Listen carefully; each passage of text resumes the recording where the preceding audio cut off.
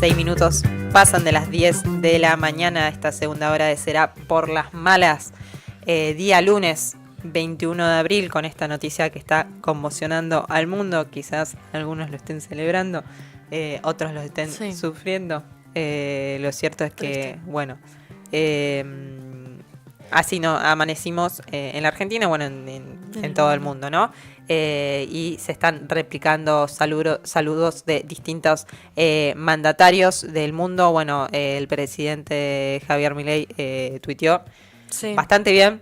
Bastante rescatado. Y ya bastante rescatado. Le convenía, porque creo que cuando todos escuchamos o vimos que había tuiteado, dijimos, por favor que sea coherente con el momento que estamos viviendo como mundo, básicamente. Sí, lo hizo también el gobernador de la provincia, planteando hoy es un día tristísimo. Francisco se compartió en referencia de los que luchan por la justicia social en todo el planeta, mientras muchos exaltan el egoísmo. El Papa predicó siempre por una economía al servicio de los que más necesitan. La partida de Francisco deja un vacío enorme, pero su mensaje a favor de la paz queda en los corazones de millones de cristianos. Bueno, Evo Morales, el expresidente de la República Plurinacional de Bolivia, también dejaba su saludo. Lula, Sheinbaum también,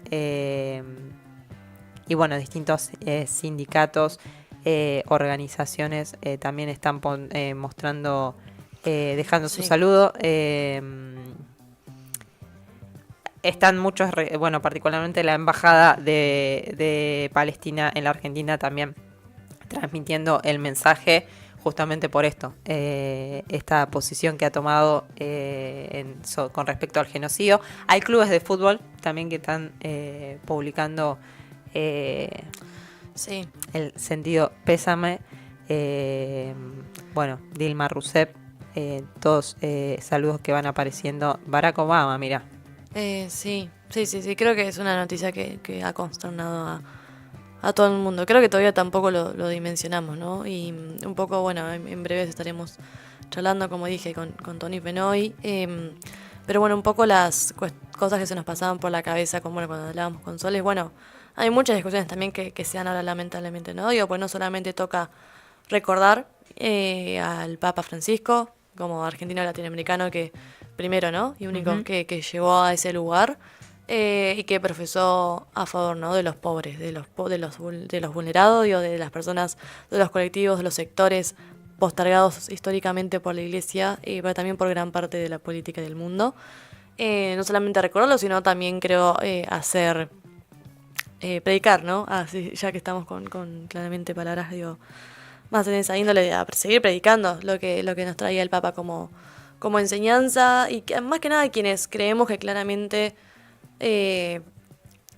la fe no solamente se trata de una cuestión que, bueno, un poco también siempre lo charlamos con Tony, ¿no? Y también desde otro lugar tal vez de la teología de la liberación y un montón de otros sectores políticos que comprendemos tal vez a la fe no solamente como una cuestión puramente cristiana o relacionada directamente con la Iglesia como institución, sino también una cuestión de la fe para motorizar, al pueblo, para motorizar, en algunos casos, nosotros algunos creemos, la revolución, las políticas que realmente creemos que tienen que suceder para construir una patria más justa, más libre, un mundo, ¿no?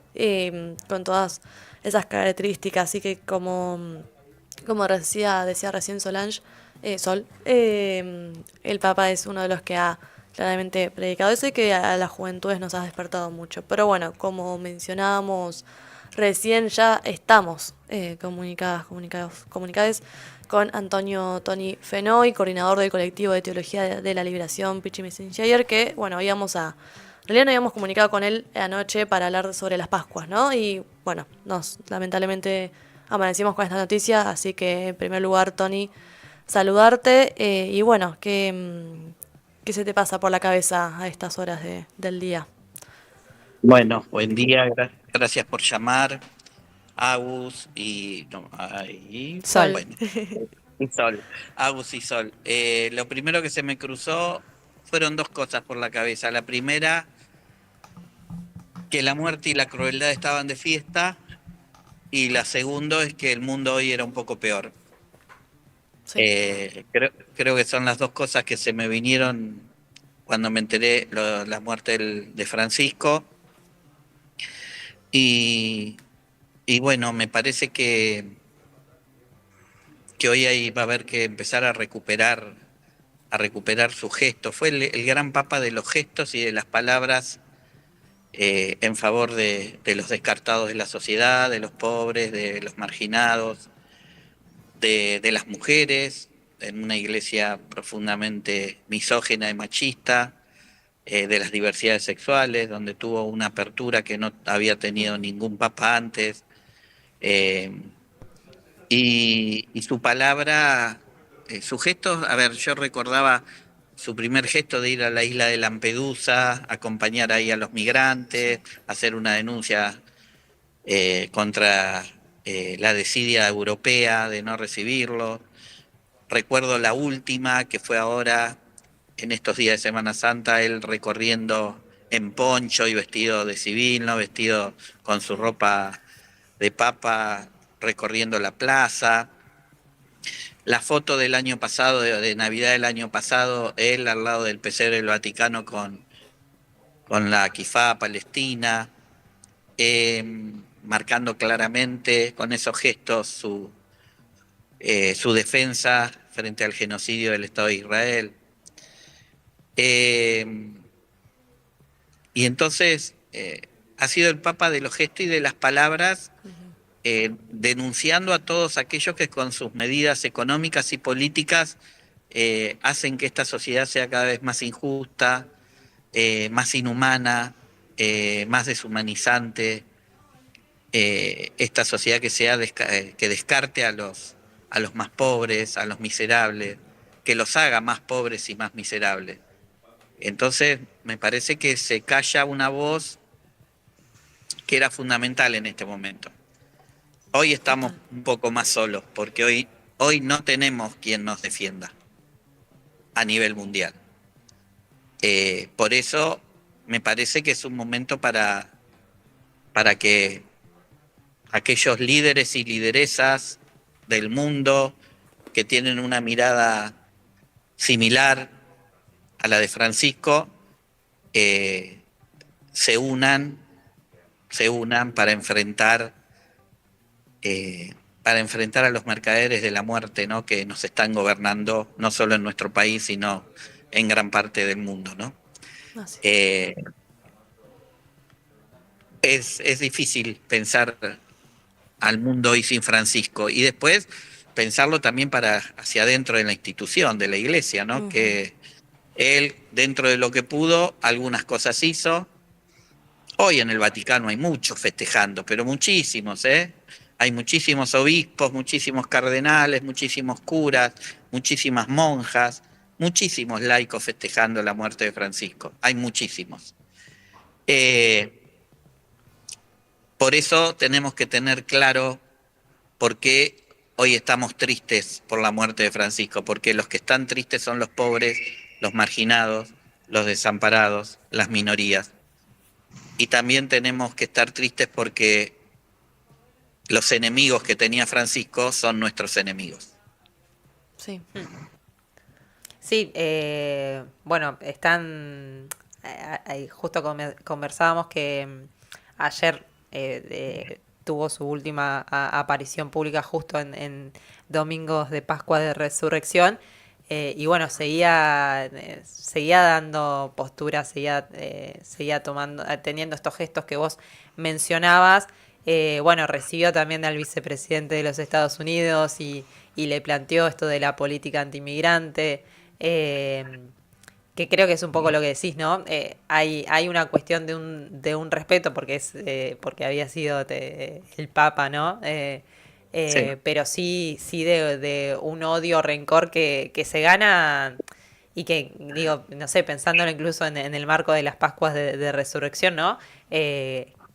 Que uno se gana por tomar postura, ¿no? Y por tomar postura no del lado de los poderosos, sino de quienes sufren, ¿no? Ese poder desmedido y esa indiferencia. Ayer compartimos en Revista Trinchera algunas de tus reflexiones con respecto a las Pascuas, así que bueno, un poco consultarte por eso, ¿no? ¿Cuáles eran esas reflexiones que escribías ahí? No, qué bárbaro, ¿no? Que junto a la Pascua de Resurrección de Jesús, sea la Pascua de Francisco también, ¿no? Qué bárbaro que sea su paso, como creemos, de la muerte a la vida, ¿no? Porque él va a estar más vivo que nunca, y hoy escribía una cosita y que después se las mando, y él desde el otro barrio a donde se mudó nos va a seguir acompañando en nuestras luchas, ¿no? Porque creemos que él sigue vivo y va a estar vivo, ¿no? Y que justo junto con esto de la Semana Santa y de la Pascua, ¿no? Hicimos memoria de una vida, de la de Jesús, que fue asesinada por los poderes de su tiempo, económico, político y religioso, y cómo esa semilla se fue convirtiendo en vida y en resurrección, ¿no? Y cómo me parece que en este tiempo, en donde pareciera que la muerte tiene la última palabra, nosotros tenemos que luchar para que la vida tenga la última palabra, ¿no? Por eso yo escribía que la vida hay que militarla diariamente, ¿no? Tenemos que ser artesanos de la vida, tenemos que ser luchadores por la vida y luchadoras por la vida, tenemos que construir vida en medio de tanta muerte y de tanto discurso, discurso de muerte, de tanto gesto de muerte, de tanta búsqueda de reducir nuestro país a un grupito de fascinerosos que lo único que quieren es llenarse los bolsillos. Y bueno, y me parece que la Pascua nos invita exactamente a lo contrario, ¿no? A construir una sociedad más justa, más humana, más sororal, más fraterna, más igualitaria. Y por eso no es tiempo de internas, no es tiempo de pequeñeces ni de mezquindades, no es tiempo de intereses personales y egoístas, ¿no? No es tiempo para ver quién manda o quién deja de mandar. Es tiempo para juntarnos y enfrentar este terror que nos está gobernando y este terror que está gobernando el mundo. Y creo que la muerte de Francisco es un parteaguas, ¿no? Para todos aquellos que estamos de este lado de la historia y de este lado de la vida, ¿no? Sí. Creo que la muerte de Francisco nos obliga a dejarnos de joder y a ponernos a luchar y juntarnos para enfrentar la crueldad y la muerte, ¿no? Sí, sí, no, pensaba con esto que nos traías, bueno, con el escrito que mencionaba Sol, que está, bueno, ahí publicado en la revista, quienes quieran, bueno, leerlo. Y bueno, claramente con la partida física de Francisco, por lo menos a mí lo que se me pasaba en la cabeza, además de esto que mencionabas al principio, Tony, de, bueno, sentirse uno un poco más solo hoy, ¿no?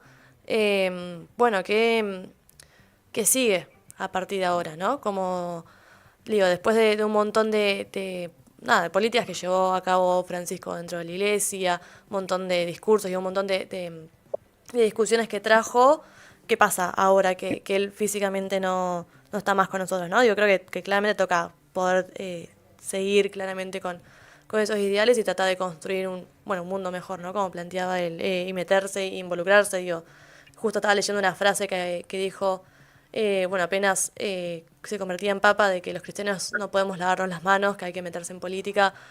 Bueno, ¿qué esperás que suceda, ¿no? Con este parteaguas, como vos dijiste, tanto dentro, pero como por fuera de la iglesia, en este contexto mundial, ¿no? De extrema derecha y de odio que venías caracterizando. Mira, dentro de la iglesia hay que ver qué pasa ahora. Él tenía una característica que era muy hábil en el manejo del poder, ¿no? Y no dejaba las cosas libradas al azar.